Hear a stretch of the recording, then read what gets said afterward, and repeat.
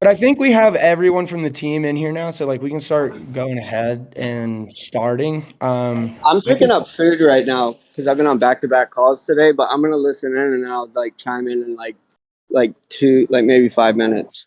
So I won't Okay, talk much in the beginning. we'll go ahead and we'll do the project call part. Why don't y'all just get Unfortunately, started and tell everybody what's going on in ETHDenver? Like that's what everybody wants to know about to start. okay, yeah, we were talking about that a little bit, but we can start. If Zach wants to start recording, we can go ahead and start recording. Um, but yeah, we're gonna be in ETHDenver tomorrow at the Hydra event, and our founder Tim Kang is going to be DJing, which is a special treat. But that is not the best part. We're actually going to be on multiple panels, and we'll be speaking about the future of NFT platforms, the intersection of DeFi and NFTs. So there will be multiple panels that we'll be speaking at. Um, the first one will be with Tim, me, and Ryan, and then also with the CPO Alexander from Rarible. We're super excited to meet him and learn, and also just like be on a panel with him. It's awesome for us to be on that. I'm super excited to finally meet him. That's kind of why we were just talking about like Rarible when everyone hopped on this call. We were already kind of diving into some of these chats, but and then I'll end up being on another panel with Ben Lakoff from Charged Particles and Nick Emmons from Upshot HQ. And we'll be talking about DeFi and NFTs. So those videos are going to be recorded, and we'll be able to share those with everybody. But if you're in ETHDenver right now, that's the Hydra event. I believe there's still spots available for like general admission. But it's going to be a pretty sick event. It's going to be at this airport hangar, and or it's like a airplane hangar, and the sound system's going to be crazy. We have Angel Baby performing, Illustrator Tim Kang is going to be DJing, and a lot of other performances. But those are the ones that we're excited about, obviously. But yeah, we're gonna have a lot of fun. It's from 2 p.m. tomorrow, Denver time, all the way to 2 a.m. And it's gonna be pretty sick. Mango and Ben Lakoff have been helping us, and they've done an awesome job putting this event together. The sound systems are gonna be crazy. And Mango said if you're going, make sure to bring your dancing shoes because we're gonna be partying. Um, but yeah, that's the main event for Universe tomorrow. We actually sponsored the event, and we're actually a sponsor of ETHDenver, which was really cool that we were able to do that. So we're really excited about all this, and I'm already out here. I'll be out there tomorrow. So if you want to meet me or you're going to an event, just I'll have a bunch of the Universe gang with me, and we can coordinate and we can figure something out. But we'll be there till I think the 20th or the 19th. So if anyone you're interested or want to finally meet us, if please reach out. Don't be shy. We'll reach back out to you guys. But yeah, the Hydra event is where we're going. Thursday, tomorrow, 2 p.m. to 2 a.m. Okay, so we can go ahead and just like jump into the agenda. So I really wish Ryan was here because we actually have had a lot of development. We have actually hit a lot of awesome goals in the past few weeks with on the dev team. Mark, if you want, I can go through development when I leave the restaurant. So Okay, I mean, cool. we can. I'll discuss that when I'm on my car back up the mountain. Okay, perfect, man. So I'll just go and I'll kind of go back into some of the proposals that are coming soon. Um, just because we talked about this on the last project call, I just wanted to revisit it. So Ryan last week brought up an OS migration tool and talked a little bit about like some things that we're looking into for like XYZ incentives on like, people have been looking about looks rare and how do we do this or how do we incentivize listings or how do we do this. So we have a few ideas that we have and that we're going to propose through a DAO proposal. And then Ryan also is going to put in a proposal to freeze the polymorph base character skin. That's just something that we think as a community may add some rarity to and just add a little bit more gameability to the polymorphs. It's like the Clown Charleses have become very sought out. So I think some people in the community want to try and either protect that, but we'll have The truth is, we're just not turning the base character scrambling back on, and Clown Charles are just ironically the most, not by a long shot, but Clown Charles is the most rare polymorph. I don't think that's why he's doing the best or the most sought after, but he is the most rare.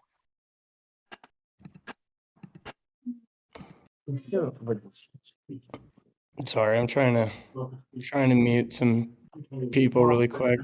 Okay. Yeah, so yeah, Clown Charles is actually the most rare as of right now. Clown Charles has gotten quite the popularity. I'm more of a marijuana guy myself, but I love Clown Charles too.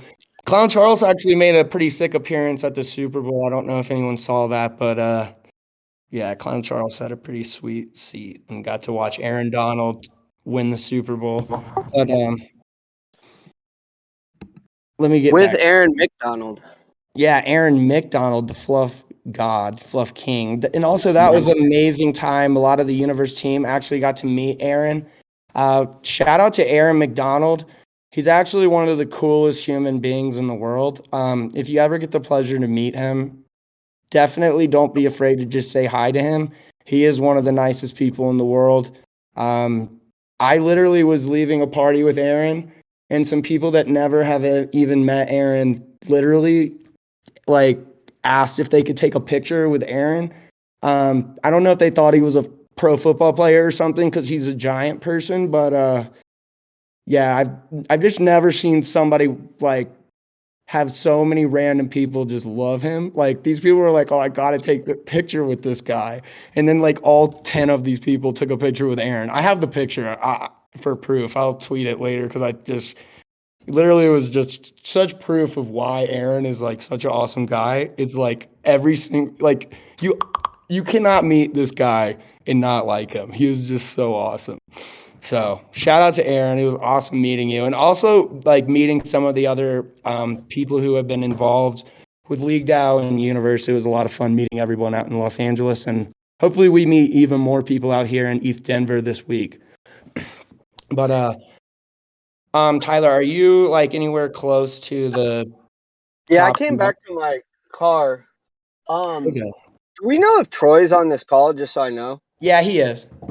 Okay, cool. Because yeah, Troy is in San Juan. Like another just general update of us like kind of putting on for spreading the awareness of NFTs like everywhere is Troy and I live in Puerto Rico, and I actually wasn't able to make it today because I've been on a lot of calls. I've actually been up since 3 a.m. Just because of some of the development updates. So Troy went and spoke at a panel today in Puerto Rico, where Puerto Rico is like lower income than most of the United States. It's not like it's not a state itself, and so they don't get a lot of the same subsidies. And so I mean, it's not like a third world country or anything, but it's definitely not like Connecticut, right? And so there's a lot of people that want to learn about opportunities and like things they can do and like Web3. A lot of them don't even know what crypto is. And so Troy not only is just like a leader at Universe, but like the whole industry as a co-founder on a lot of projects and a seed investor in a lot of like prominent projects and just being in the space for a long time. He took the time out of his day to go talk on a panel with a bunch of people in Puerto Rico to kind of teach them about, what's going on in our industry and why it's exciting. Because the industry has a lot of haters and, I think people get mixed messages. So being able to kind of learn from one of the greats in the industry, I think that's like a huge blessing for, people that don't get to go hang out at like Harvard Business School or something like that. So that's just like a quick update. The reason that I've been up till 3 a.m., I guess I'll like drop a bit of alpha. In terms of the universe launch timeline, we've been waiting on something called a scraper, which scrapes like all the NFTs in the ecosystem and like also just like a generalized backend that we had to build.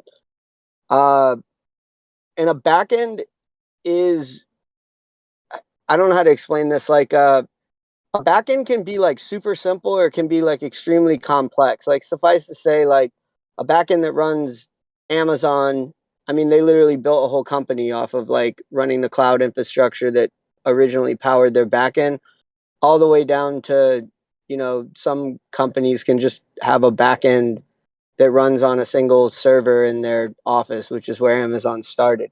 So, like, unlike a front end interface or even smart contracts that just kind of run on their own, when OpenSea is going down all the time, a big reason for that, I've said this on numerous AMAs now, like, it's a big part of the reason that we're delayed.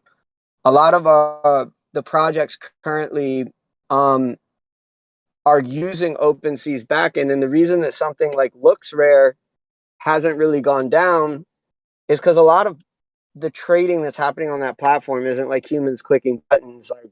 I don't really care if someone flames me, but it's wash trading, right?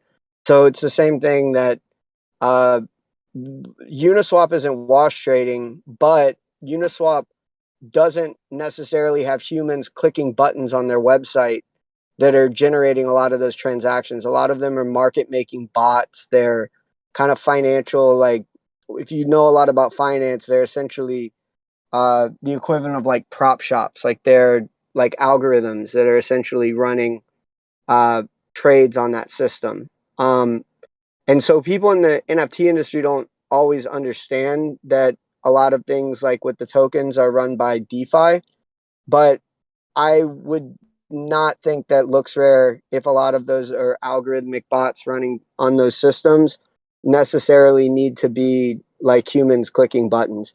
Us, on the other hand, like we want to, like OpenSea needs a real backend. So when you see all of the trading happening on OpenSea, like yes, some of it's probably algorithmic bots that are just arbing, one system to another. You get a cheaper price on LooksRare, they go and sell it floor price on on OpenSea, or if like Nifty Gateway has like a 5 ETH difference on fluff burrows than what OpenSea has, like then that's basically an arbitrage opportunity. So I'm not saying that all of OpenSea's volume is like humans clicking buttons, but in the history of crypto, uh, other than like centralized exchanges like Coinbase and things like that, OpenSea definitely has like the most organic, like real human being eyeballs on that site. And so naturally, from that growing from $10 million to $10 billion of volume, that has created a logistical nightmare for their team. And I don't envy them for that, where I like don't have a ton of respect for some of these copy paste projects that are coming out. I do know that there's real good technologists that are building at places like OpenSea, building at places like Zora. I have respect for Nifty Gateway. And so when you're making a product that real people want to use organically, you have to prepare that it's going to put a load on your system, and you essentially need to make sure that your system can handle the load. Like think about something like DraftKings. 99% of their traffic is ultimately coming an hour before 1 p.m. Eastern Standard Time in the United States, right? So like you have to architect your entire system, and that's 17 weeks out of the year. You have to architect the entire system to be able to uphold that load. So the reason that universe took so long was we've been building a backend, and I've talked about this on past AMAs. I'm not going to repeat myself. I'm going to basically explain how we come out of the other side of this.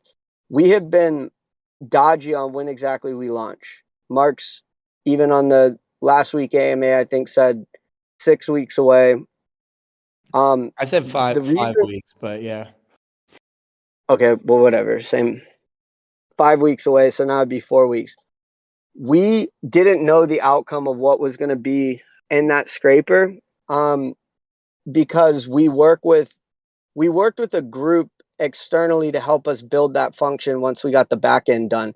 The reason is because a lot of Web3 developers don't have the experience knowing how to build these massive back-end systems. We've never been, as an industry, load tested the way that OpenSea has. Like, yes, they work at Coinbase, but ultimately, like, they're not like degenning and launching smart contracts. So the DevOps and the back-end infrastructure of this industry, as we start to see mainstream adoption, OpenSea isn't going to be the only one that's going down all the time. The issue is that OpenSea is a centralized company, and so all of their code is proprietary, and you don't really need to, even if it was an open source company, that doesn't mean they need to open source the backend infrastructure, because anybody can run any backend infrastructure to that code. So we knew that we I mean, had essentially, OpenSea does have that feature. I mean, they do give people access to their backend through an API. If you but they can misuse it, throttle it. they cut it off. I mean, that's essentially what they did to a lot of different projects. But like that's this kind of centralized control that like, you know, we're seeking out to kind of change that and fix that. But yeah, sorry to interrupt. I didn't. No, that's fine. And we probably may throttle people too if they try to DDoS our network. Like, it's not bad what OpenSea is doing, but I don't blame that they're not just going to open source their code. The other issue is that OpenSea, unfortunately, because they grew so fast, they had to build in public. We got to fix a lot of these issues in private. So I think that our infrastructure is actually much better architected and able to scale. However, we really needed to be able to test this thing and make sure that it works properly. So the timelines for launch have most likely been expedited, where there's one final component that we need to find a timeline on. So the way that we're going to launch, pretty much in the past 24 hours, now that we have this, we know it's working, we know it's scraping. That's why we were posting that on Twitter. That's like an internal victory that has taken us 7 months to build, and it was an absolute bitch. And I would be lying if I told you that I probably didn't know what I was signing up for when I launched Pepe's and then turned it into Universe. I didn't know it was going to be this hard. It was my own naivety, but we know how to do it now. And so this thing's done. It's complete. Now what we have to do is we have to rig up all of the API endpoints and make sure that all the SDKs work properly. And we need to figure out what features are in a V1 and a V2. And so the V2, I think, like, let's call it like a semantics thing. I don't think that anyone can expect that when we launch a V1 that the V2 is going to take as long as the V1. And what I mean by that is we've been doing internal sprints that without a live front-facing product, we really haven't had a reason to show everyone how fast that we're rapidly iterating on improving these products. So when I say like V1 versus V2, it may be actually just a 2-week sprint. It may be 2-week sprints before a V1 feature becomes a V2 feature. So on past AMAs, when we talked about the auctions would probably launch before the marketplace, we actually deprioritized the auctions, even though the code's 99% done. The reason that we did that is because we really can't launch the auctions until we have the marketplace. Even one from the reason the marketplace was delayed was this backend and scraper. The backend we had done a month ago, the scraper has been, I mean, a very difficult to build and finish. It's done, and it works better than OpenSea's scraper. It works better than any scraper I've ever seen in Ethereum, even Coinbase's scraper that's scraping transactions or history. So like, I'm very pumped. This has honestly been one of the best like professional days of my life. It's like Anakin Skywalker when he's like finally gets that pod racer working. He's like doing what he's doing. But right now, we need to figure out, there are competitors coming in the market. We know that we have a better product, a substantially better product. So some of the letting good be the enemy of great, I think that we can start pushing those into sprints. So what we did today, now that we know that this thing works properly, we decided to sit down and say, what could we do or what do we need to do in order to remove this to get it launched in a 2-week period? Worst case scenario, it turns to a 3-week period. One of the things that was on the table that we internally decided this absolutely can't be on the table is a search function. Because we just got the scraper, the search function has to be lined up to that scraper. Meaning if you line up the collections, how it scrapes those collections affects a search function in and of itself. So we really haven't been able to build the search function until we got that scraper in and could verify that it worked properly. I think that we'll be able to get this search function done in a 2-week period. That will ultimately be what determines whether or not this launches in 2 weeks or 3 weeks. Everything else that's on our roadmap in this sprint is very, very, very doable, but ultimately we can't launch a marketplace if you can't search for a collection. So that brings us kind of into the next thing. We launch the marketplace. We know the scraper is extremely fast. Maybe we only allow users out of the gate so we can get it in that 2-week period to search for collections. However, we know that that scraper is extremely efficient. And so all we need to do is rig up the endpoints and make it work properly to do all the things that annoy me about the OpenSea scraper. I can search my DNS, right? Or my ENS. I can't search by wallets. If I have Fluff's Cobain or some shit, I can't actually go just look it up by Fluff's Cobain. I got to go look for Fluffs and then figure out which one's called Fluff's Cobain. So there's a massive opportunity in marketplaces that's being avoided, which is being able to organize by those by the search function.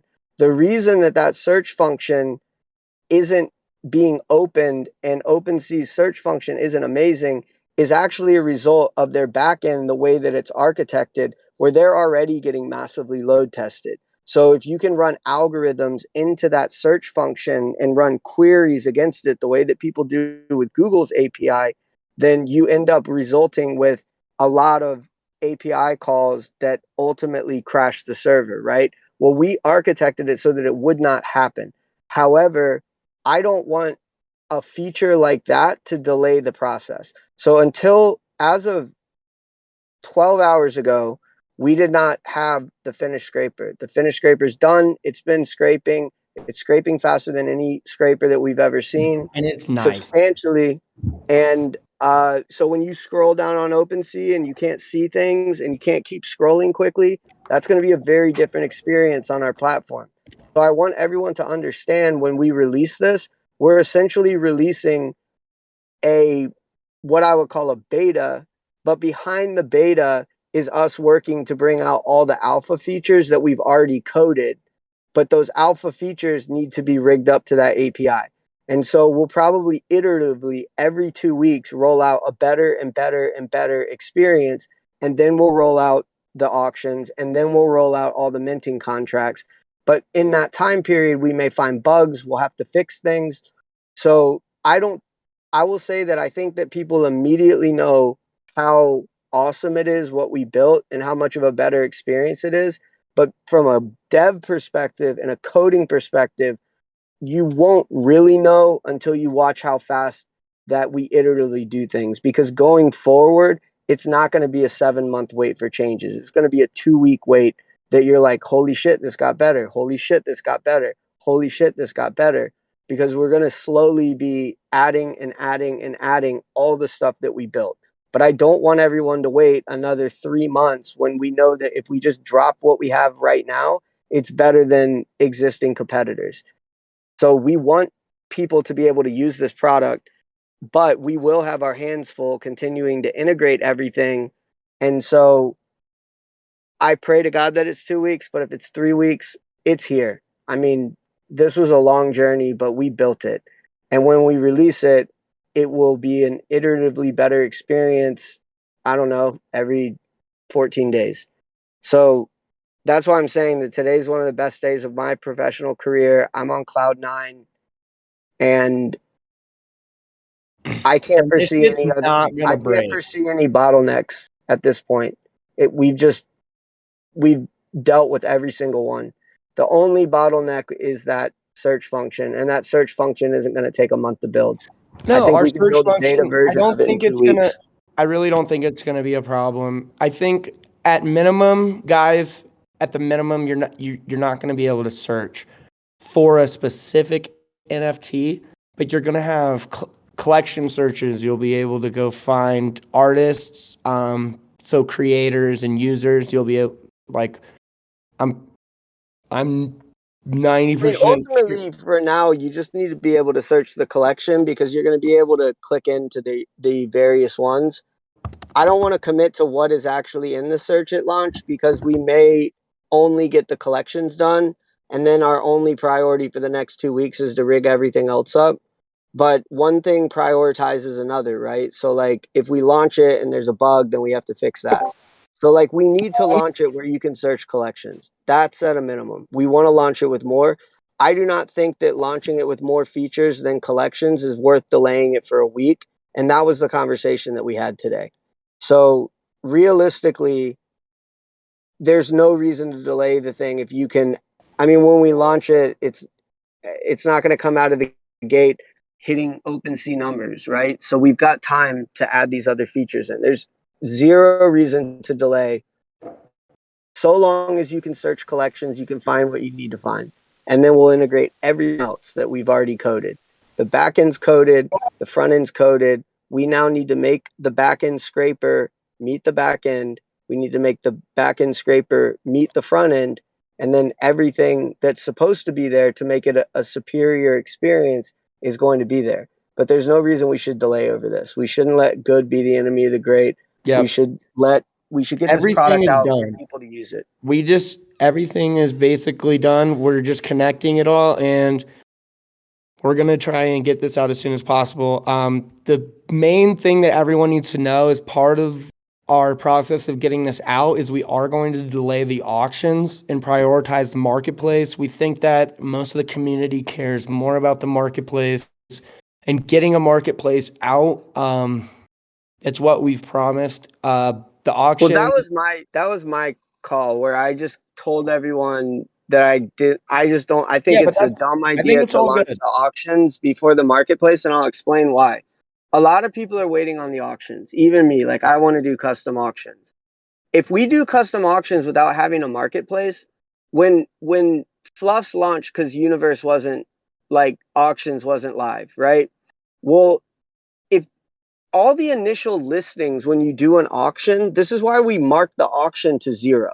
This is how we get all the long tail ability of, like, to get onto the marketplace. So if you're on an auction platform, let's say it's a website, and you essentially, while you're minting, you're sniping off of the floor, you're listing things on floor, you're basically listing things above, you're going in there, you're seeing what everything is.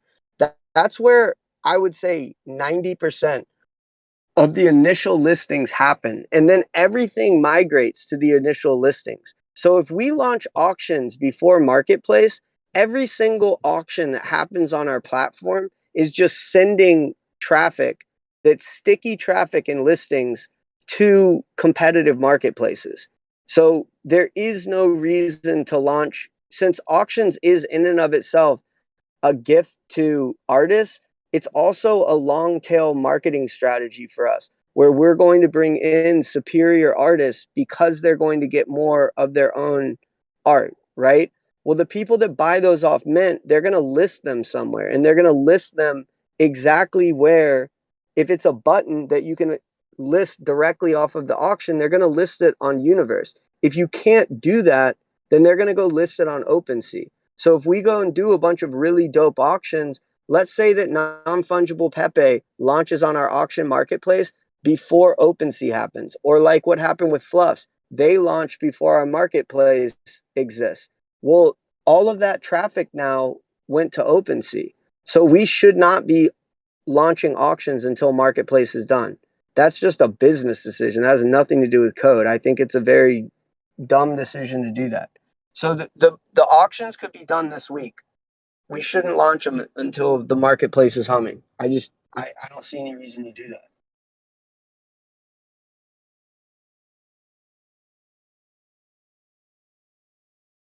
Makes sense to me.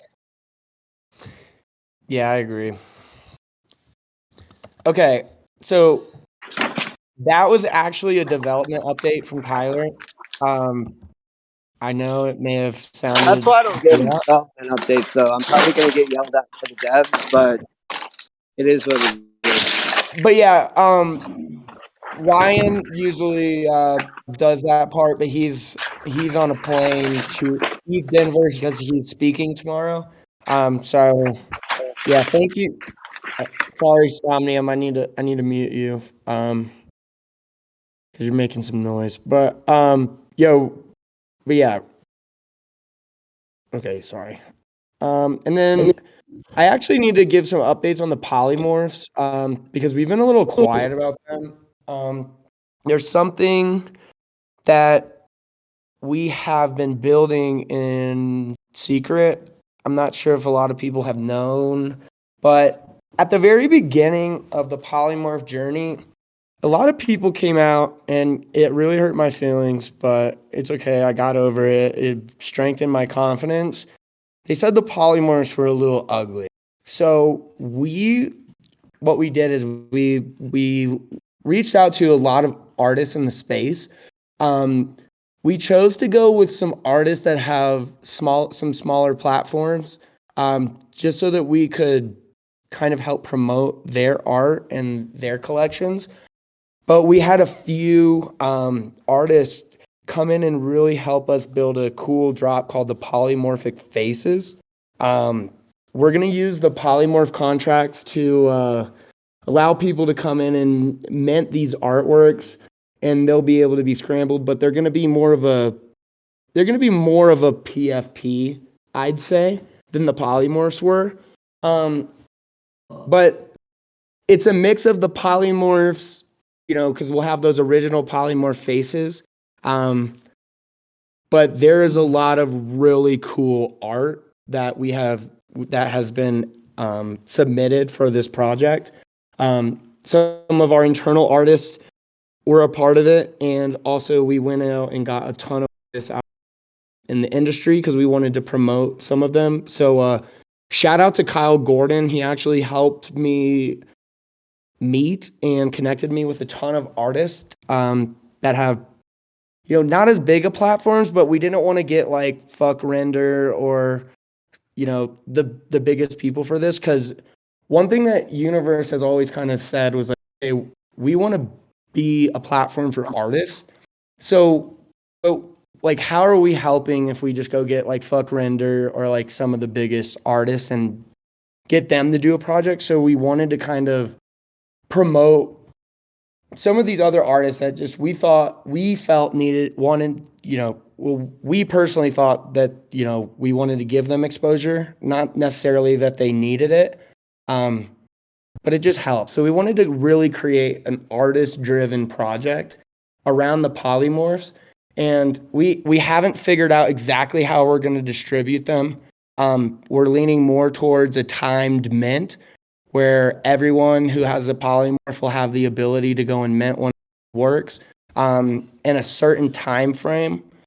We have a lot of really cool tools coming for our marketplace and minting.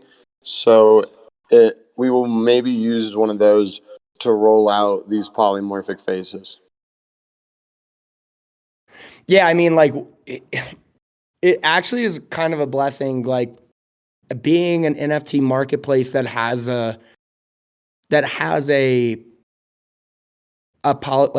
just any NFT collection, because we can literally go put a burn to mint button on the front end on our marketplace. And this is the really cool part, even like working with artists, is like, we talked with Mansell a few weeks ago. Like, he's already asked us if there's like a way that we can use like the Ash token and like add front end features to his art drop. And realistically, like we haven't been able to fully commit and help him yet because we're all of our dev team and talent is focused on getting this marketplace out.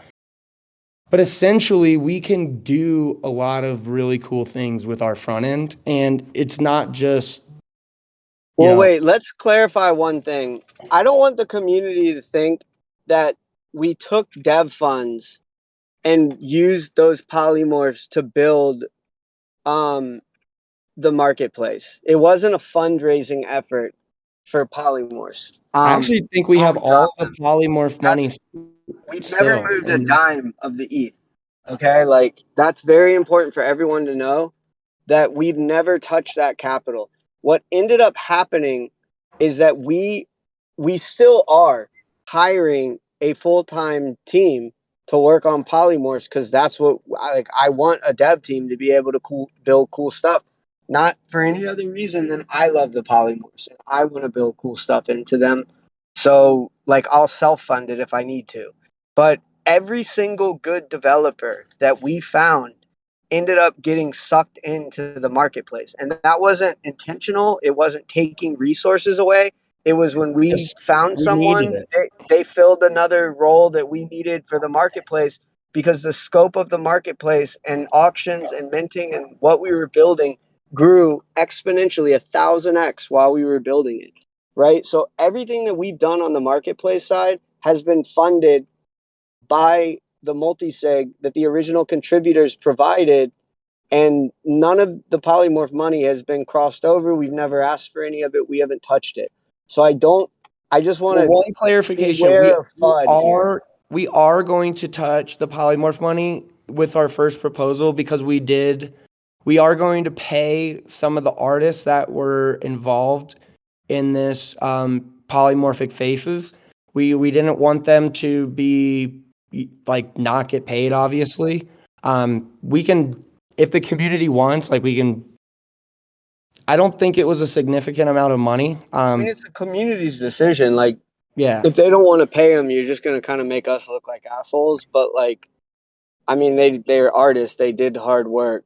And yeah, I'm gonna put in a proposal to set that up over the next week. But yeah, I have some alpha that I want to drop on polymorphs before we do that proposal, just so everyone's aware.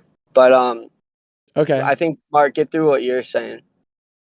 Well, I was just clarifying that we do want to use that money for things, but like it's not for us. We want to build other like cool collections. Like the whole reason we did this polymorphic faces is because like honestly, I love the polymorphs. I never thought the art was a problem. Like some people didn't like it, and we heard that feedback and we said, okay, let's go get some sick artists from the community and the NFT space, and let's go build a cool, aesthetically pleasing art project. I'm being nice about this. I think the polymorphs look sick, but ultimately, I always saw them as little video game creatures, and I don't think Mario is the Mona Lisa either. So, like, if you play a video game and every NPC looks like the Mona Lisa, like, I mean, cool. Like, I'm more worried about the gaming dynamics, which is why we built tech into them.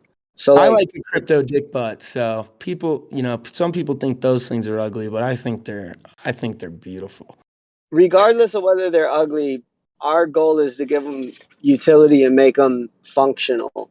If you want to make the Mona Lisa functional, she's Creative Commons. Leonardo da Vinci's been dead for 500 years. Like, I personally didn't start doing this for art critics. I think NFTs have a lot more use cases than art, and it's going to require tech in order to get them there. But Mark will be nice. I'll just say I wouldn't play a video game where everybody looked like the Mona Lisa, or hang out in a metaverse that everybody did. Yeah, I mean, to each their own. I'm probably on Tyler's side too.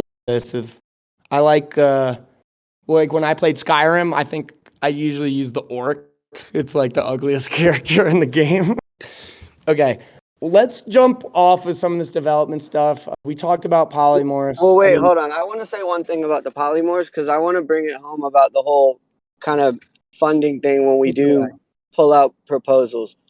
Mark and a lot of even the team members on this call don't know that I think everybody knows that I'm somewhat attached to Goblin World, or Goblin Town from Fluff World.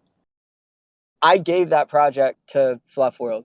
And so I did not, I thought it was becoming a little too overlapping. And so Mark talked about how good friends are years. I was self-funding a project that I thought got a little too close, so I gave it to them. What I decided to do afterwards with the artists that were working on it was I decided to self-fund my own NFT drop that's ultimately a gift to the DAO. Or at least it started that way. I mean, I may need to get some of my, like, hopefully the DAO will get me some reimbursement from it because it's been more expensive than I expected. But I hired a like Grammy nominated musician to make game art and sounds.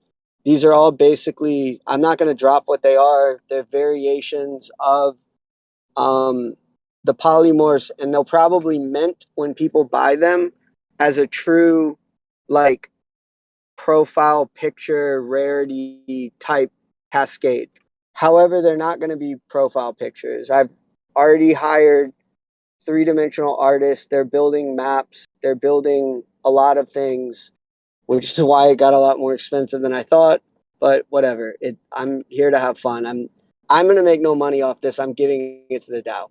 The DAO is, if it does well, I will say this part. I'm not going to say what they're called, and I'm not going to, but I will say that the land in the world that is created is called Metaversia. So all the Metaversians and the domain was available. I thought it was dope. I will want to vote it out of the DAO so that I can build the stuff that, I mean, the stuff isn't cheap, right? Like I can make three-dimensional renderings, but to actually build something, it's not going to be inexpensive. So the point of all of this was I want a metaverse that I can run around with. The lobby lobsters will have their area and layer. I want what X is redacted that I want to drop, and also the polymorphs themselves that we've been 3D rendering so that you can play around in the Fluffs burrows. And then I think Fluffs like us, I think we should let the Fluffs and Party Bears, but I don't want to be a place where people can go listen to music. I wanted to make it very different and fun and a completely different use case. So long story short is that I don't know the timeline in which I'm going to drop it because we're pretty busy with the marketplace, and even team members don't know that I've been self-funding this because I didn't want to distract them and get them involved. But Yeah, I will not tell to you it's mention dope like as fuck, and the artists that we have involved are incredible.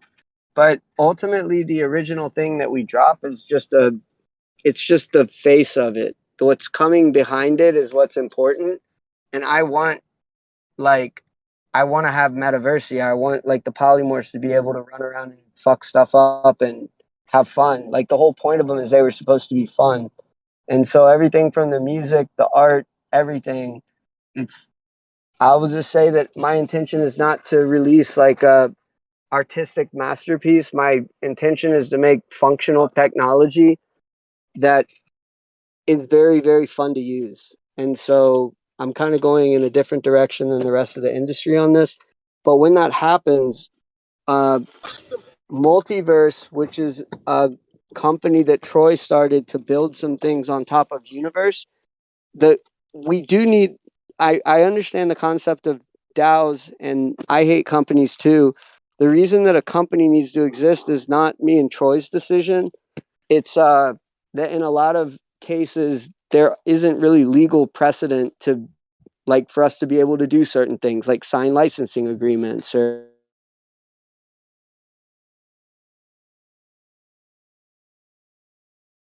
Tyler, I think we lost you. Maybe you stopped talking. Can anybody hear me? Can everybody hear me? No, we lost you for a second, man. Okay. Just the last Sorry, thing we I know what heard was happened. you I say. rolled up to my house. It hooked up with my Wi-Fi. I'm almost done off my high horse. No, you're good. You're good. The last thing we heard was license. Yeah, so like there's certain scenarios where like we may need to like license a song, or we may need to license a technology to run nodes. Like you can't do everything in a DAO right now, and it's because like nobody went DAO first before me and Troy did it at Barnbridge. There's not like legal frameworks to do all this stuff yet. So there's some things that we need to have a company in order to do, right? And so in this scenario, a lot of these artists I'll probably put under the company that Troy is running, which we had to change the name again because of legal reasons. Multiverse was trademarked. We were doing everything Creative Commons and open source. So we had to change the name to Graviton.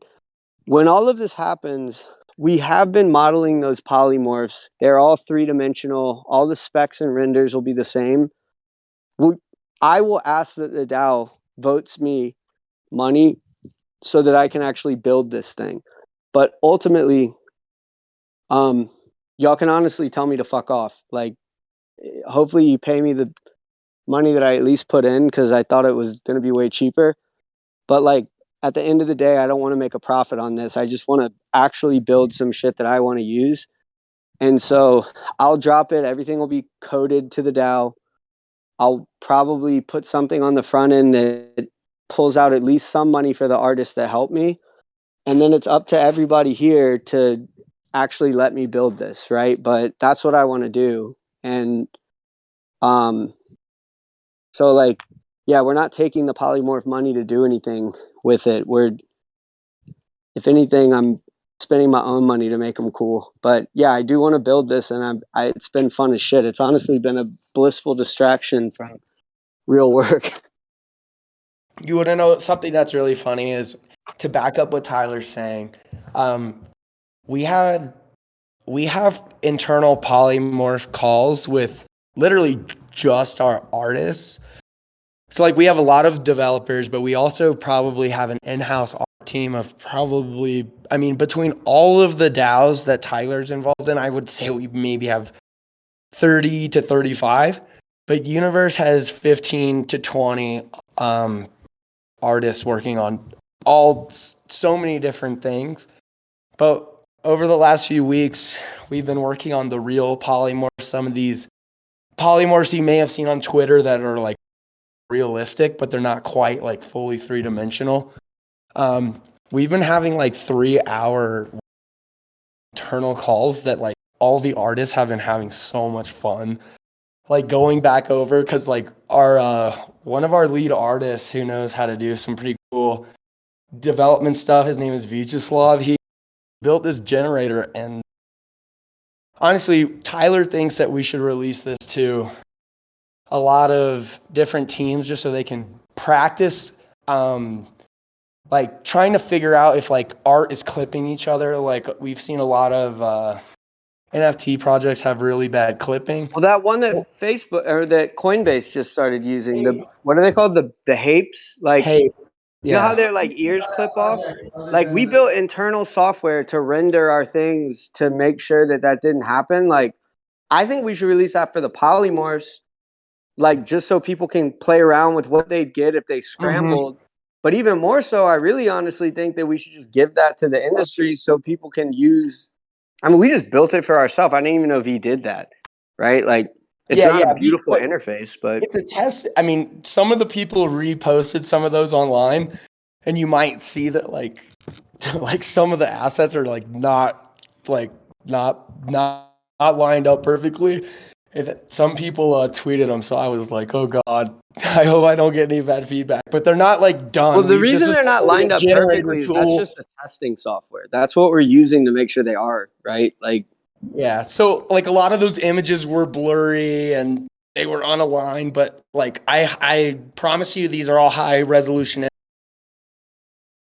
Right now we're on week 3 of just testing with that generator to make sure that we don't have clipping errors. And sorry if I sound like I'm out of breath. I'm like way in a high altitude, so I'm just like trying to get used to this. Yeah, I was trying to talk about this on the last AMA, but Chuba told me not to hold off. But yeah, that generator thing is such a simple build. It would be, I don't see why we wouldn't open source that and just like let people know that they can fork it if they want and use it for their project, because it's as soon as I saw it, I was thinking like, why is every project not doing this? Like, it's so simple and a fun way to like go and make sure you have no clipping errors and no errors in any of the art. And yeah, I mean, I'm surprised that it's not already a thing that people have like access to. If we can provide that, that's just super helpful. Yeah. And it's not even about the fun though. There's like even good projects. Like, I'm not gonna lie, even on the fluffs, like there is definitely a few fluffs that have like little glitches if they have certain trait pairs. And every project, I told Aaron he should do it for the seekers. Every single project should be doing this. Yeah, so we'll internally, it's just something we're using, but we are definitely going to look at releasing that for everyone to use. So I think we've gone over enough stuff internally that we have going on, just because I want to be cognizant of time, because I do know that we have a few questions in the pre-AMA channel. So if you're listening and this is your first AMA, we have a pre-AMA channel. You guys can go in questions. We're gonna start with Fluffernutter. He had a pretty good question today about we had a forum post a few weeks ago, and his question was, what was the outcome of the thread we had on the governance site discussing giving away XYZ tokens as an airdrop to OpenSea users?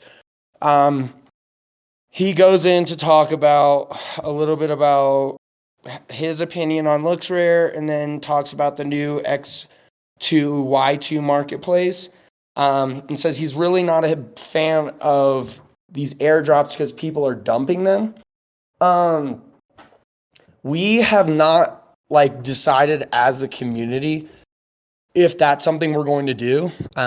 We essentially are going to have to push that to a DAO proposal, and we'll let the XYZ token voters vote on it. Me personally, I think incentivizing OpenSea users is very important because that's where most of the liquidity is. I do see the side of, yeah, a lot of people who get airdrops dump them. But essentially, we're not so worried about the token. We're more worried about like this can decentralize XYZ further. Mark, the issue is it hasn't. Like, I can answer this question. I think after SOS, right? Like, it seemed like a good idea. After looks, it seemed like a good idea. Ultimately, it's very similar to like YFI or yield farming. Like, this stuff works until it doesn't. Like, ICOs work to decentralize tokens, but then there were reasons that we can't do them anymore. Then we had other ways that we tried to distribute these networks. Those may or may not work anymore. When you put like when you distribute these things and then people like acquire them, what ends up happening, it's hard to talk about this without talking about price, because price isn't the outcome. It's the outcome needs to be getting this in the hands of a lot of people. But after looks, it clearly stopped working because that marketplace that is actually good, that it's called like, it has X in it. It like started doing it last night. Those just essentially were bots that just sold immediately, right? So that doesn't do anything to foster a community if it just becomes a race to how fast can you play hot potato and get rid of this thing. So like, ultimately, I don't even know when that question was posted. It may have been posted before last night, but I think that last night we can accept that if we decide to give rewards to OpenSea users, that's been done 3 times by now, and we're just signing up to not put it in the hands of people that are actually going to help us govern the protocol. So why would we do it, right? It's not my decision, but I think it's a bad idea. So I can I? think Are we? we need to put out a good product, and then we need to figure out how to incentivize people to use it. But this is like YFI version 4 or 5, right? Like it didn't work after a while. Are we? Is this an open discussion? Can we? Yeah, for sure. Any one thing So I'd just to let go me ahead. just say something really quick. Our last few AMAs have been more so like questions in the Discord, like in our chat channels. We would love for people to come up and like have discussions. Like, don't be afraid to talk. I know like me and Tyler can talk all day. But yeah, we love people coming up and talking. So yeah, Fluffer Nutter, take it away, dude. So when we originally had that discussion, I don't know if it was actually the governance. I don't know what that place is called, but where we had that forum discussion about, that was around the time the SOS has come out, and I think most of us in that thread were in agreement for it. It seemed like a good idea, but I completely agree with what Tyler has just said 100%. Although I do think it would be cool to if we could come up with I don't think the token airdrop is the move. I literally I'm in many NFT communities and I'm an NFT person and even me at this point I'm just ready to dump. They're all doing the same thing it seems like. But I do think you're right, where we need to incentivize people to join this platform.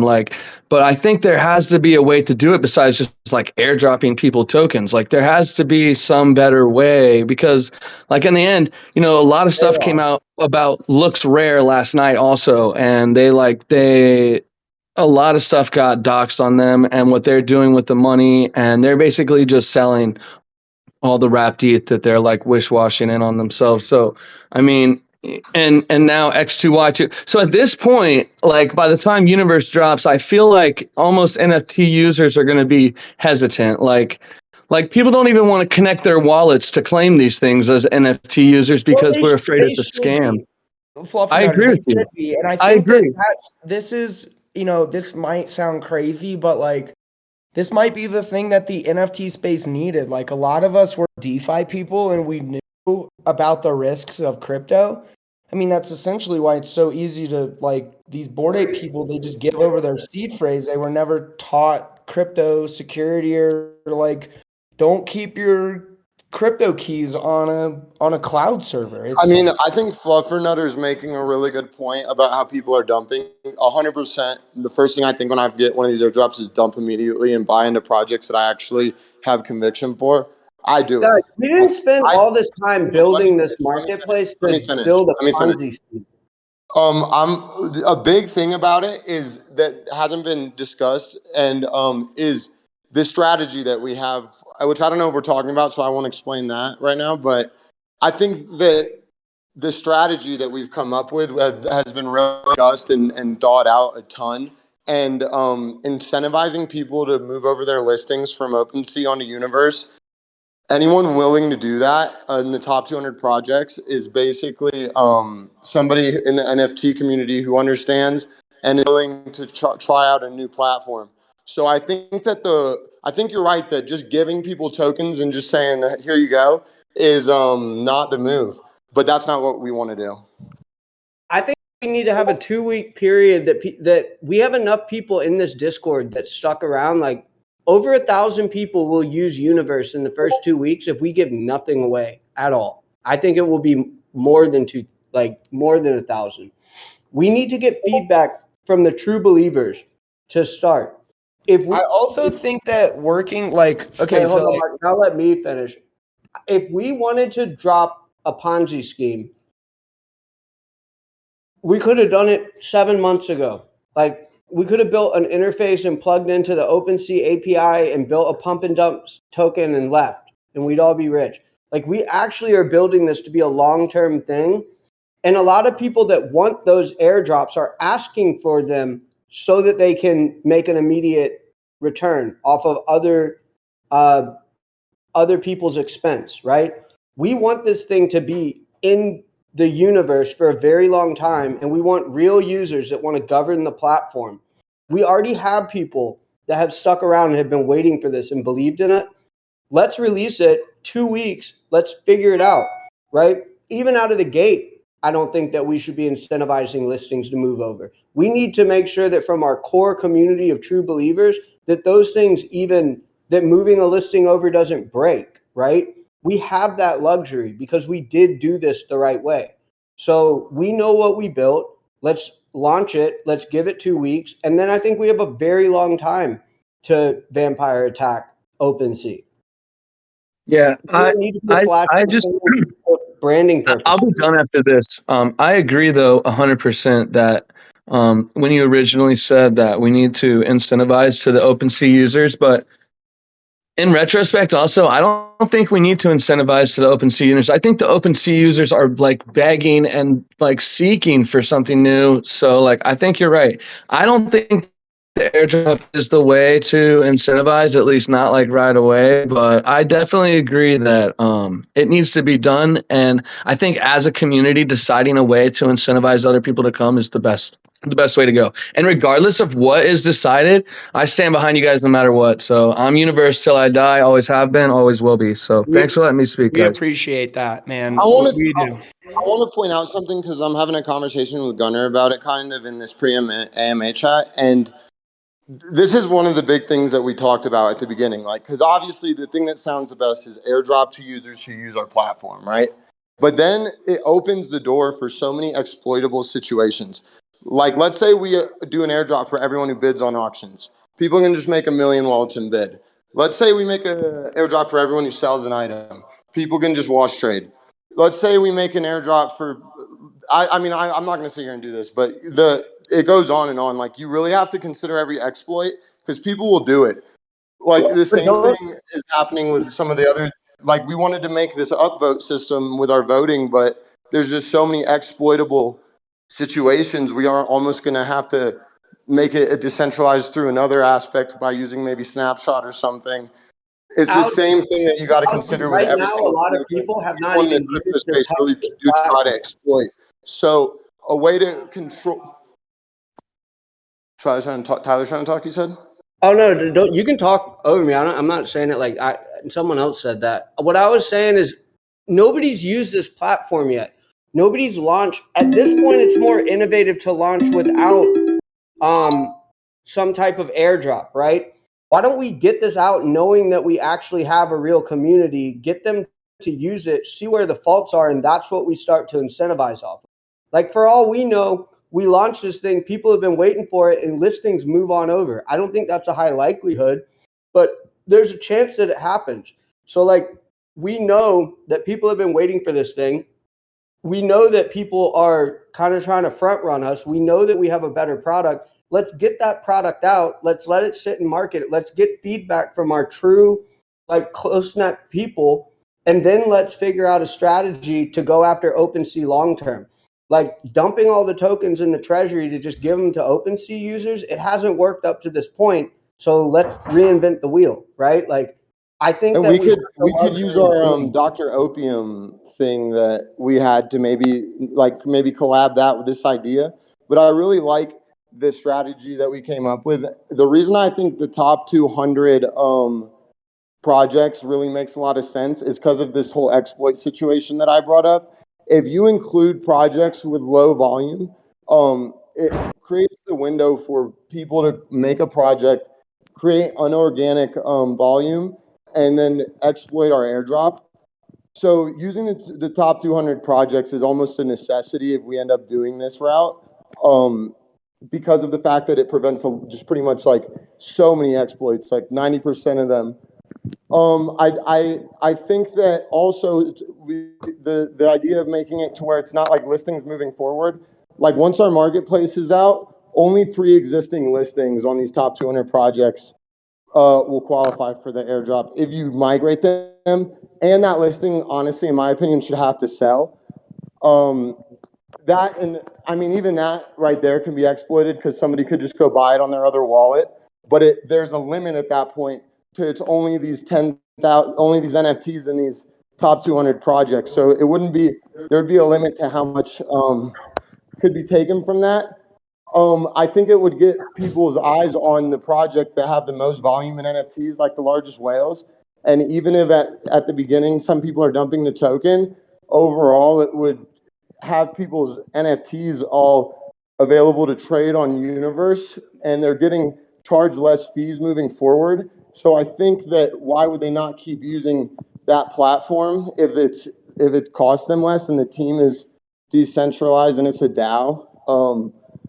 Like, oh, you can keep using OpenSea if you want, but we also want to include like B-list private sales. Like I know OpenSea took that away. Essentially what Force Al's trying to auctions. say is like, why everyone says like, how do you the platform? Why can't you build a good enough platform that just like the fact that it's that much better is incentivizing? But I think that's where we need to start, because we know it's better in some areas. We don't really know where people are going to complain and think it sucks. So like right now, that's what I would urge the community and everyone asking these questions. I'm not saying that we don't go to market with a tokenomic strategy. Like in no way am I saying that. I'm saying that I think that we have a superior product, and the people that are on this call, like, I mean, how many people are on this call? Like over 100 or over 50? Like these people are probably going to try the platform out and they're going to give their feedback. We can get that feedback and intake it and then figure out a strategy going forward. Because when LooksRare came out, they had no one knew what LooksRare was. When this new project came out last night, it's been in the market for 2 weeks. No one was paying attention to it. So they resorted to that, right? But ultimately, right now, I think that we have the scenario to release this thing in 2 weeks, if not 3 weeks, and then we can intake feedback for a 2-week period, and then we can figure out a more formalized go-to-market. If we just launch this thing, we may have a vulnerability. Like there could be a hack in the system. There could be a hack in the incentive itself. So I think we should basically push this thing out, get feedback from everyone, and then we all come to a conclusion on some, like we have ideas. We probably have good ideas because we've been using the thing and we know how it works. I honestly want everyone else's idea once they've had a chance to toggle with this thing. Made up and mailed out to all these dealerships across the state. I think everybody will have more information in 2 weeks to make a better decision on what we do with it. And I don't think that we have to launch with a LooksRare or a XB, whatever the thing it's called. Dude, it doesn't matter. I'm literally telling you right now that anyone that is going to see our front end is going to say that it is superior. We're not going to launch a marketplace that doesn't filter. Like we're going to, like our shit is going, it works. There's a reason why we took the time and we didn't release it in October when we had thought we were going to be able to. We had to keep building. The industry changed. Like when we started building, OpenSea had 100,000 wallets. Now they have like almost 1 million unique wallets.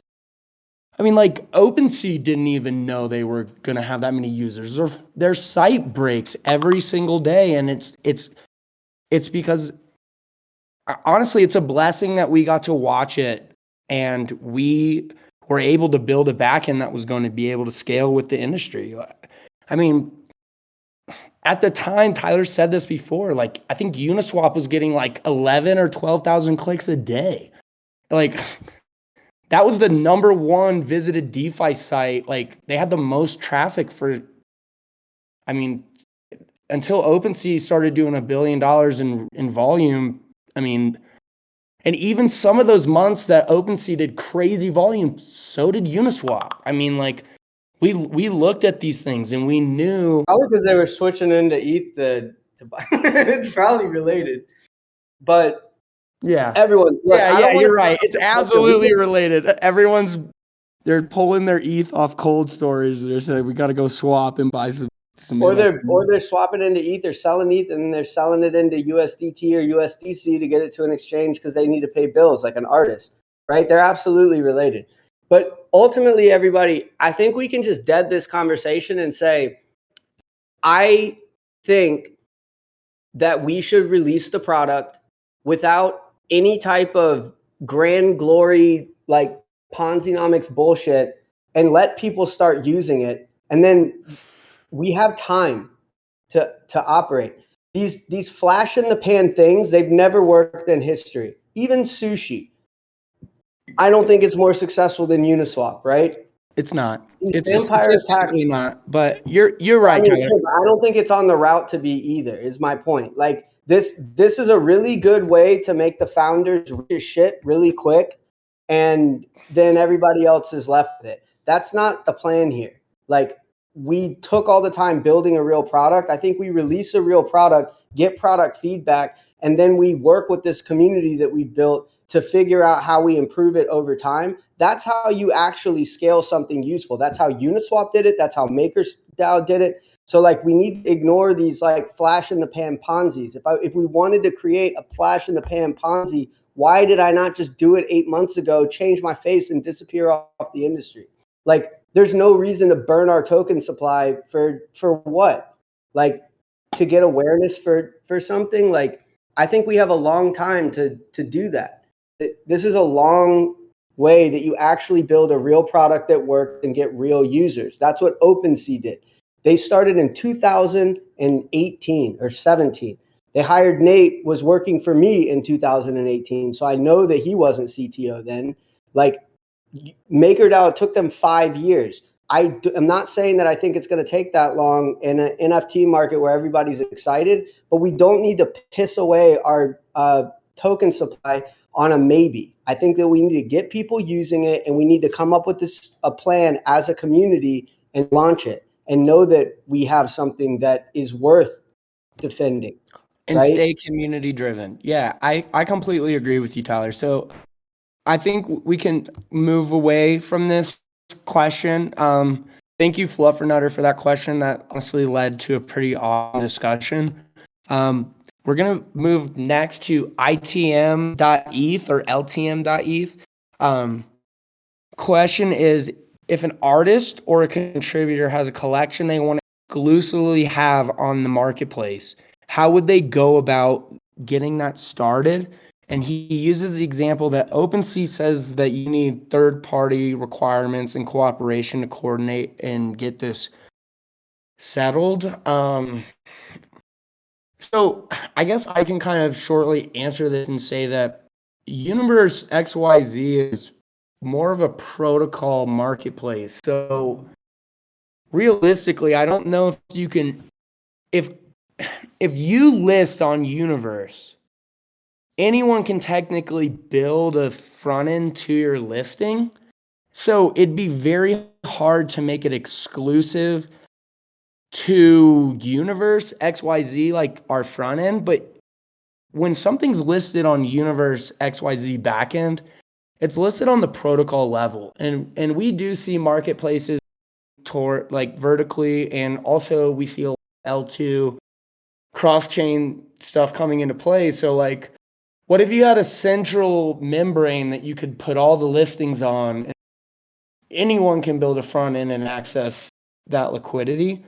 I think that's the best way to explain that. And if that makes sense, you can see why that would be really hard to make it essentially exclusive.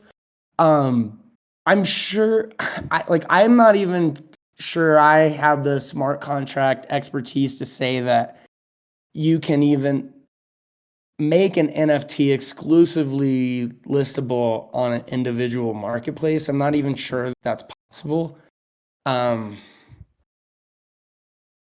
Because essentially, like, a lot of, like, I could just make a contract that, like, there's always workarounds some of this stuff. So that's a very hard question to answer.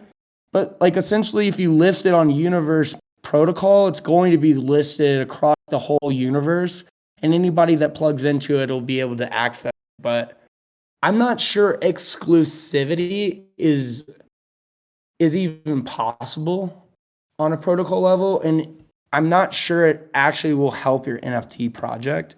But I mean, like, that's my opinion. Like, I just, like, NBA Top Shot has done great, but I always am the arguer that I think NFT or NBA Top Shot would have done way better if they had, like, just more ways to access those NFTs than going through Zapper, or what was it, Dapper Labs. Like, I got locked out of my NBA Top Shot account. It took me 2 months to recover it, and then I never ever bought an NFT on that platform again because it was like, that was just my experience. But hopefully I answered that good.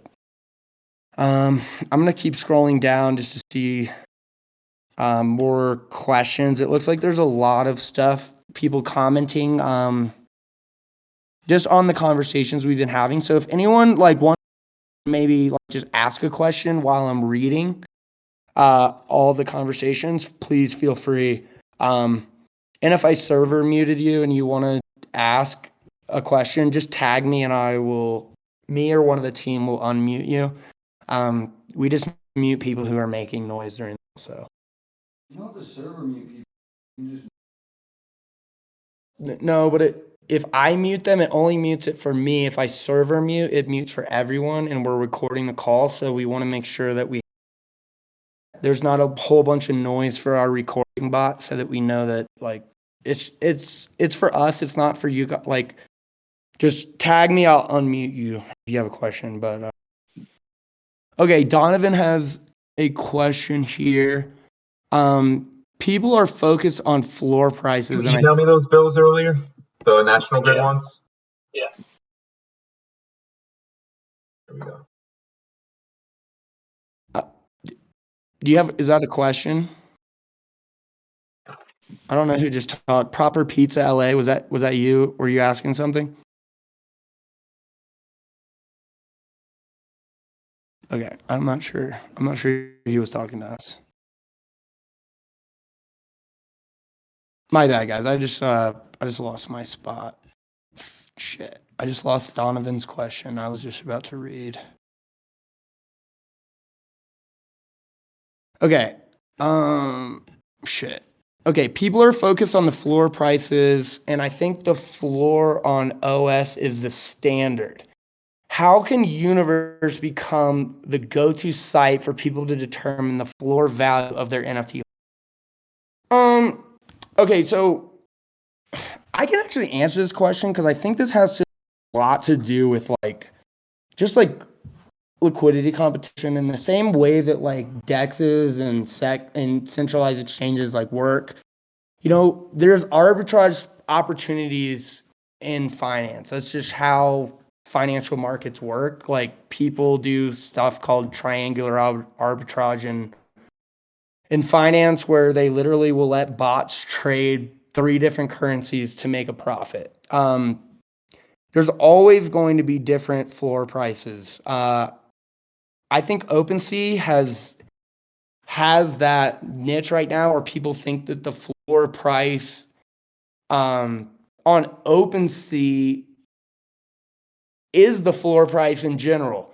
But even last week we had an AMA, and Algie even brought up those relics that people were buying on OpenSea. You can buy them cheaper on Nifty.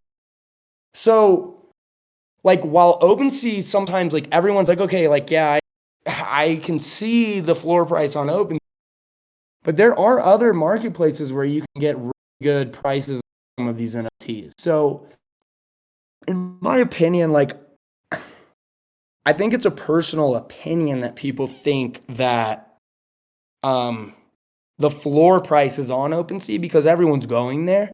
But realistically, OpenSea is not the floor price. The floor price is the lowest listed NFT on the entire market. And it just depends on where you can get that. And what place they listed on, the price they listed. It's no different than just, if I want to sell on this marketplace, I can go sell my NFTs for nothing on OpenSea, but is that really the floor price? It is at the moment.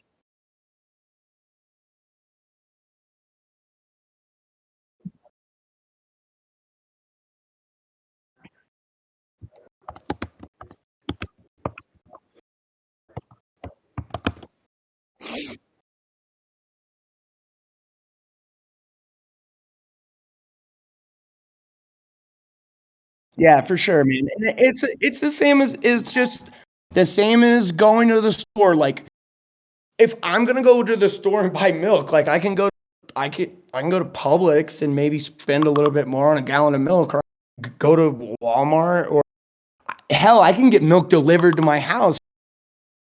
Like it kind of depends on the situation, or that's just how it is realistically. But yo, so Trevor actually wants to come up, or shit, I may have just stopped Trevor, but we'll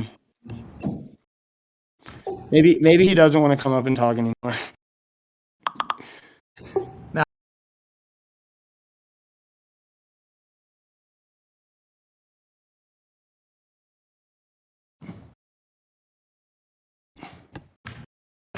Can you hear me? Yeah, we can hear you now, man. Hey. Hey guys, I'm Trevor, CTO over at Graviton, formerly known as Multiverse. I've been an engineer and architect for 20 years now. I've been with Barnbridge and Universe since the beginning. I might know some of you on Discord, but I'm not as active on there anymore since I'm usually in the weeds with all the development work I've been doing. So I'd like to discuss a couple of differences between our existing scraper as it is deployed today and some of the other scrapers in the industry and the improvements that we've made on this. So currently the scraper that you see the results of when you go to the My NFTs page, so that's currently depending on several APIs, namely OpenSea and Moralis. And there's a lot of issues with that because you get into throttling, rate limiting, and it's also not built in such a way that it's very scalable. So we have vastly improved this. So the current scraper is built on microservice architecture. It's all running on Kubernetes in such a way that it's massively scalable. So anytime we'd like to add additional nodes, we just spin up more replicas and we have more power going through that scraper. It also does not depend on any kind of external API whatsoever. We're only using pure blockchain data from a full Ethereum node. So we never get into the situation where we get rate limited. So those are just a couple of the core differences. But overall, it's extremely well architected. It's built in such a way that it's modular, so we'll be able to use this for ERC20s as well as 721s, 1155s, and anything in between. We're also considering possibly making this a service in the future. So people use our scraper to build their own analytics. They might be able to do that in the future. And then another core difference here is that this thing is scraping the entire blockchain. So it's not just looking at certain wallets or certain contracts. It's getting every single NFT from the entire blockchain since NFTs were created, and even before that. It even supports CryptoPunks. So it's essentially all inclusive. What that means is that as soon as you go to Universe and join up your wallet, you don't need to wait. It's already going to have all of that data ready to go. So I think this is pretty exciting. It's a huge victory for us. We're very proud of it, and I look forward to unleashing this to the public and letting you guys go crazy. Yeah, we're super excited about the scraper. I mean, honestly, we probably could have released Scraper October, but if it wasn't because of our friends at Fluff World for making such badass NFTs that play music, videos, just like being able to swap traits and do all this crazy stuff. But luckily, they were able to drop that technology to help us build an even better scraper. So shout out to the developers out in New Zealand who have, helped us with getting the fluffs onto the scraper. We appreciate you guys, and shout out to Aaron's team too for helping with that. And so I'll share a little bit of statistics with you. The scraper's been running for about 16 hours now, and it has already scraped 261,000 NFT tokens and 335,000 NFT transfers. And in under 24 hours. So it's highly optimized. It's extremely fast. It's extremely robust, and it's great. That is awesome, bro. I know we've been working on that one, so that's super exciting.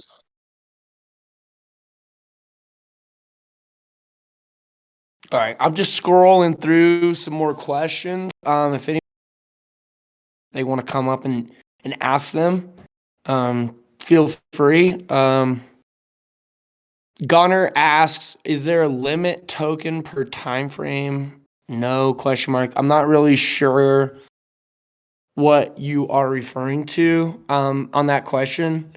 Maybe if you want to come up and maybe like re-ask that or like I'm not necessarily sure what you mean by that. All right, Donovan has another question. Or it's actually Don Bovin. I actually have always been reading his name wrong. If someone is looking to buy a fluff on secondary, how do we get them to come to Universe site versus OpenSea when they are shopping for one to buy? I mean, honestly, let me say something. This exactly right here is a great example of how the top 200 project airdrop would incentivize people in a way, like people who have already paid that gas fee to list. Because I don't know if all of you know this, because I know there's a lot of people listening who are giving opinions that don't really trade NFTs. Every single time you trade a new collection, you have to pay a gas fee. So that's part of why it would be smart to incentivize people to migrate their listings, is because it would kind of cover this gas fee that they're getting charged. So back to that is that a good way, in my opinion, to get the fluff people trading on Universe is to offer this incentivization for migrating your listings, and then their contracts approved, so they can always list moving forward for no extra gas fee, and it's as simple as that. I've seen a lot of talk about Looks Rare today. Have just announced that they are pay people gas fees to list their NFTs and transfer their. So there's just a lot of ways that we can iterated earlier. Is that like we don't really need to focus to make sure our marketplace is functioning like cream of the crop before we want to incentivize people to even come there, you know what I mean? So there's a lot of leeway and workaround that we can do with these, but the listings, and we're eventually going to have to incentivize people, is how we feel as a core team to come to Universe. Yeah, it's hard to hear when I hear myself echoing in the background. Yeah. It's hard to talk. Yeah, so another idea that we've discussed is possibly allowing people to stake their XYZ tokens to get a discount on the gas prices, similar to what 1inch does. So like on 1inch, if you stake a certain amount of 1inch tokens, you get a certain tier of your gases refunded back. And then I think another thing that we might want to explore is possibly incentivizing the first sale of an NFT that is minted on the platform. So that would incentivize people to use the platform and mint quality NFTs on here, and then they would get an incentive for the first sale, but only the first sale, because otherwise you get into wash trading situations like you have on LooksRare. Yeah, and that's the key is we game it. So, but that's the key. What Trevor was saying is like how he pointed out, we couldn't, like, even if instantly when he says these ideas, like it's good that we do this, but we just want to make sure nothing can be exploited. You know what I mean? Like, these ideas sound cool, but at the end of the day, you got to do something that can't be scammed and exploited. Like, we would love to incentivize every single person to move their listing, but then that creates the window for people to like create new projects and wallets, and we don't want anyone scamming or us or the community. So the only way we would have to place limits in an extreme measure, in my opinion, to do any type of airdrop without it turning into this Ponzi-nomics that you guys are talking about. Because we definitely 100% want to avoid that completely. Like, we don't want it to be where, like you guys are right. We don't have to do this airdrop. We don't need the fluff people or any other community to list on Universe, because this is really early in NFTs. Like, we are so early in this space. Like, if we just have a marketplace existing that has these better tools and opportunities for artists, that's enough for over time for us to organically just have a community. But in my opinion, it will not in any way hurt for us to notify and incentivize these people who have been trading NFTs and take the space seriously and are still holding these expensive NFTs. Incentivizing those collections, in my opinion, would only help this space. Now, I'm talking about the all-time best NFTs. I'm not talking about go on OpenSea right now and look at the stats page and those are the ones that are going to get the airdrop. I'm talking about like the top 200 all time, maybe even narrow some of those out so that it's not like some fugazi. Like, we obviously wouldn't airdrop every Decentraland NFT or every Rarible, you know what I mean, or every Foundation NFT. That wouldn't make any sense. You know what I mean? It would only be like these smaller projects that are this rarity and are made to match the market. And the market is avatar profile pictures. Then that's not really a debate. That's a fact. That's what the market wants. Metaverse land is just a separate thing. I don't think it would work where we were incentivizing Metaverse land holders just because of how much land there is. But yeah, finding some way to incentivize these. And honestly, people should be renting their Metaverse land. They should be holding it and renting their Metaverse land on EnterDAO anyway. But yeah, incentivizing these top 200 like profile picture projects, in my opinion, is a smart thing because the communities are super positive. Most of them are like pretty organic, and they're all diamond hands, like for the most part, especially the top 200. So yeah, in my opinion, that's just a super good way to kind of grow the community with people who are actually caring about NFTs.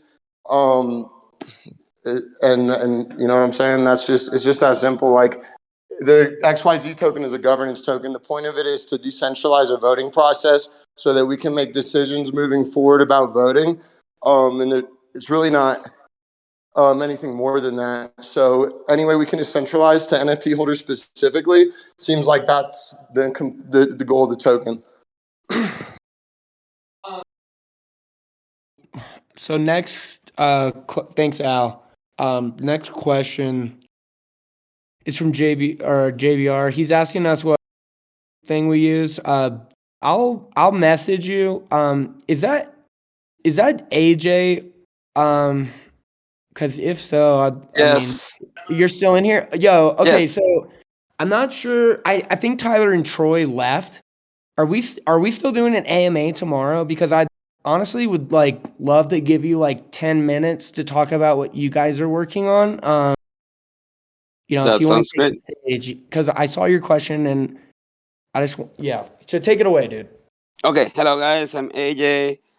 I am the founder of Jibaros along with my team. Mr. Tranquilidad is around here. Joanna is here as well, and Eda is here. We created the first culturally influenced generative series. It's called Jibaros. It's based on the culture of Puerto Rico.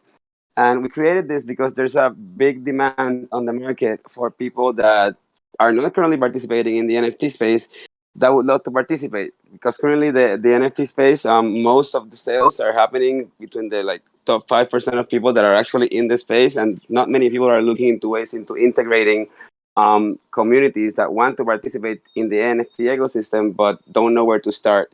So we created Jibaros. It came out of a hackathon, the Metaverse hackathon here in Puerto Rico, and we launched it during the hackathon. Usually during a hackathon, you just present the idea, but we launched the full thing. And then we did some brainstorming in order to make the NFT unique, so it appealed to the people from here. And right now, half of the holders, it was their first NFT. and we're working on replicating this around the world. As I said before, the six concept culturally influenced generative series. We want to create communities around the world in order to push the adoption from the ground up, instead of like top to bottom. And when I say top to bottom, is that the people that got early on the NFT space, they might have been at the right place at the right time, and they ended up and just buy NFTs to show that they can just purchase them because they are expensive. And the from the ground up adoption, that we are proposing is connecting with different people in different regional locations. So there's teams around the world that are pushing adoption. I mean, and when I say adoption from the ground up, I'm very we're creating a balance between the virtual and digital events and metaverse events. We have a small virtual gallery that we do events like every week or every other week. And then we're also connecting with entrepreneurs, business owners, restaurant owners, in order to be able to really get to the masses. Because I mean, people on the internet that know about NFTs are just a portion of all the possible people that could participate in the ecosystem.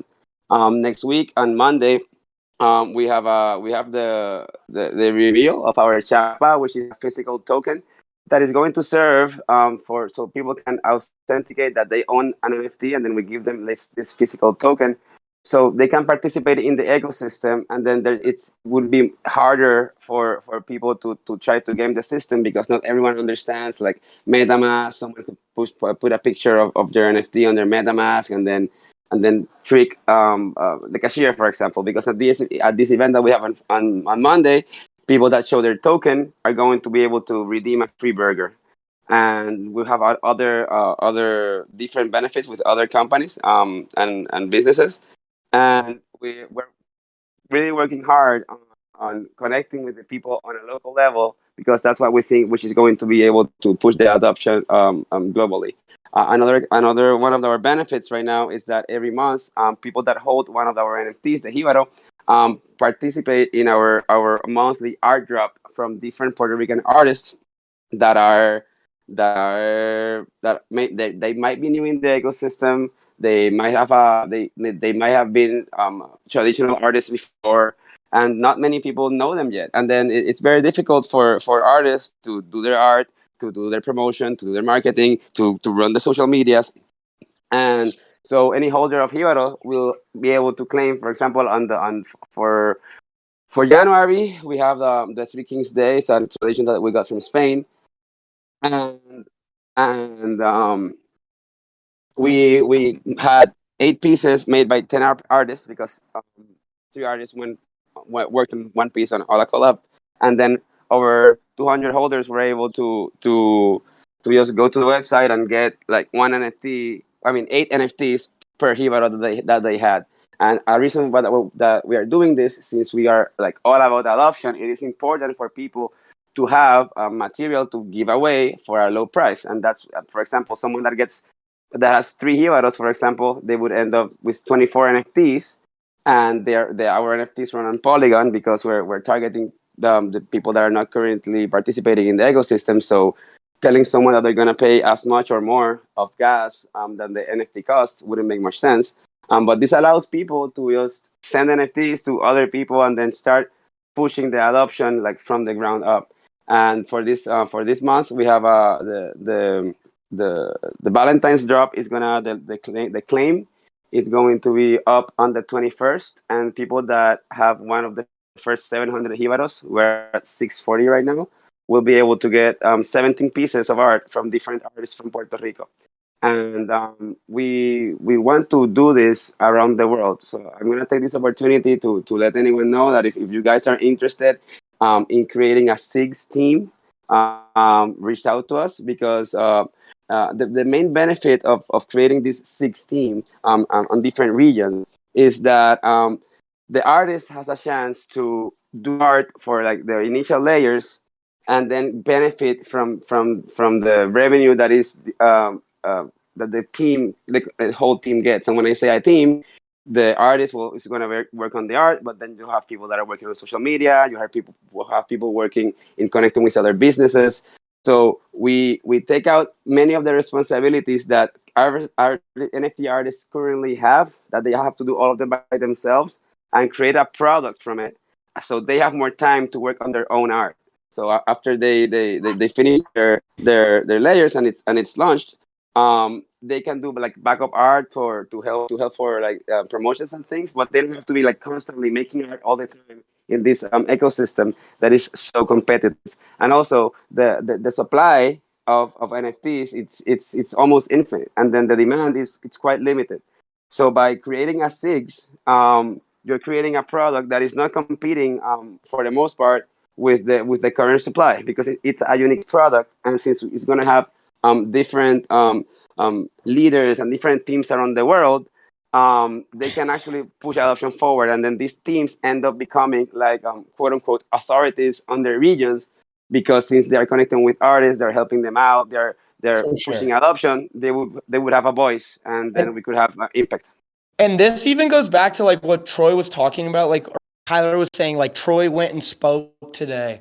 A lot of the stuff that like AJ is working on is part of what like Troy went and spoke about today, like teaching.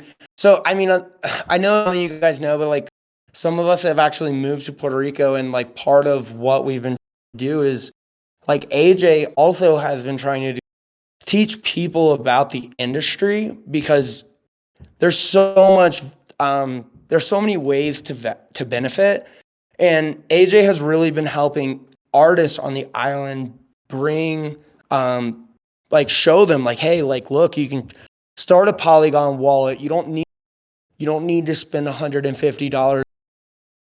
That was something really interesting that I thought they did, that was very easy, and they've had very good success. And I mean, I think the biggest point that AJ said was like, a lot of those Jibaros that people, the Jibaros, I still need to get a little bit better at Spanish. I still say ja instead of, I'm still learning my J's, but I'll get there. the fact that those NFTs that those people bought were their first NFT, that is the whole point of this culturally influenced generative series, where we can have people around the world being like, okay, like I'm from Japan, or like I'm from, or like from Florida. Like Florida is like is big. It could literally be its own country in a way. Like Florida has its own culture, Japan has its own culture, China has its own culture, and what AJ really wants to do is get in touch with everyone around the world, and we can start culture NFTs that people are like, okay, like one of the biggest things that someone has said to me is, since I moved to, I learned there's actually like 10 times as many Puerto Ricans in New York City than there are in Puerto Rico. Like Puerto Rico, a lot of people have moved out depending on their reasons, but they still love their culture. Like some of the Puerto Rican people that I've met here are so passionate about Puerto Rico. So like, a lot of people want to, like, there's this American dream, people want to move to America, but they still want to, relate back with the people back home. And not only is that super powerful, but teaching people in some of these other countries where, like, crypto isn't as easy to access, you're teaching them about NFTs, you onboard them on L2, gas efficient. And that's the whole point of crypto, right? Like, let's onboard everybody. Let's teach people around the world. Let's bank the unbanked, and let's make a global economy that any.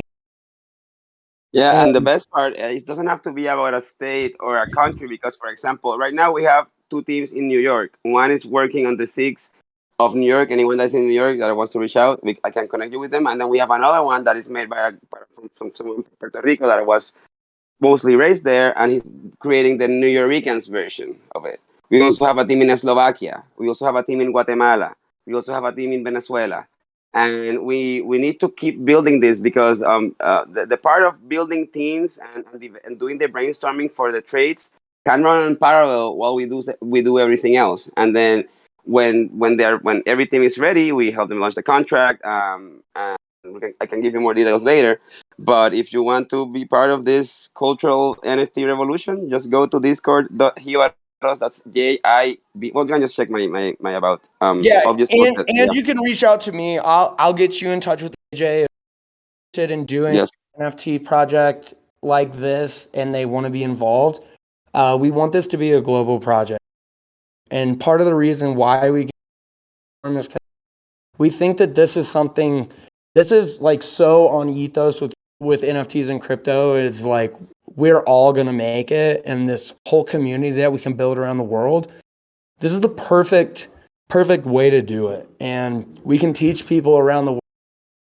I think that there's a massive amount of people that think that the people who are benefiting from NFTs are Americans, but the fact of the matter is anyone can benefit from this technology, and I think the people who can benefit from it the most are the artists around the world. Like I know we've talked about starving artists, like that whole, like we really hope that NFTs ends that, and that we can create just technology that's going to empower it. So, AJ, thank you so much, dude, for coming up and I think Thanks we're to you. actually going to have an AMA with the Jibaros team, and please, if anyone is interested, please reach out to me or reach out to AJ. I'm gonna just say his name is JBR 214. He's in the chat right now. And if I don't respond, just tag me in the Discord because I have my DMs turned on. But you guys can tag me and I'll get you in touch with them. But dude, thank you so much. And I think we're gonna have an AMA just on Jibaros and cultural influence generative projects. Because we really think that this is an awesome approach to teaching people around the world about NFTs.